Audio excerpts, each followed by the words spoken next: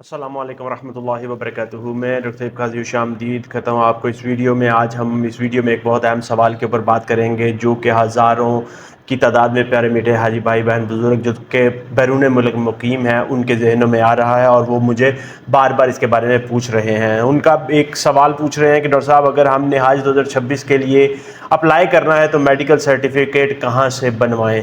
क्या हमें पाकिस्तान आकर ये सर्टिफिकेट बनवाना होगा या हम जिस मुल्क में मुकीम हैं वहाँ से ही करवा सकते हैं? तो मैं आपको इसका बड़ा डिटेल के साथ जवाब देता हूँ। याद रखें कि सबसे पहले तो आपको बहुत बहुत मुबारक कि अल्लाह ताला की ज़ात ने आपको हज 2026 के लिए चुना है। ये बुलावे के बगैर सफ़र हो नहीं सकता, तो अल्लाह ताला की ज़ात का बुलावा आपको आया है। इंशाअल्लाह ताला आप उसके ऊपर जाएंगे।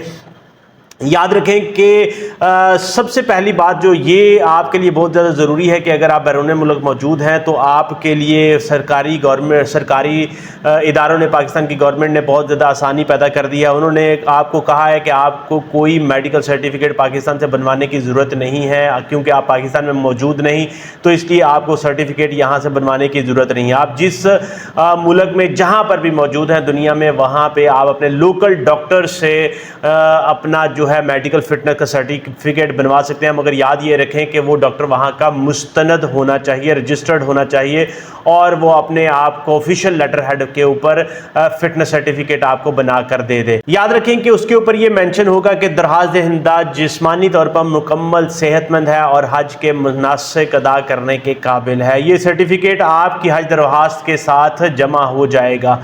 इसके अलावा भी एक और बहुत आसान सा हल उन्होंने दिया है कि अगर आपके पास इमीडिएटली ये मेडिकल सर्टिफिकेट मौजूद नहीं है तो आप इसके बारे में फिक्रमंद ना हो, आप अपना खुद का एक हलफनामा जो प्लेन पेपर के ऊपर लिख के उसके ऊपर साइन वगैरह करके वो सबमिट करवा दें। वो भी आपके लिए मुनासिब है कि जिसके ऊपर आप लिखेंगे कि जी मैं अपना डिटेल लिखेंगे और सेहतमंद हूँ और हज के मुनासिक को अदा करने के काबिल हूँ। ये आपका एक पर्सनल हलफनामा होगा और ये आर्जी तौर पर याद रखें कि कबूल हो सकता है इंशाअल्लाह ताला।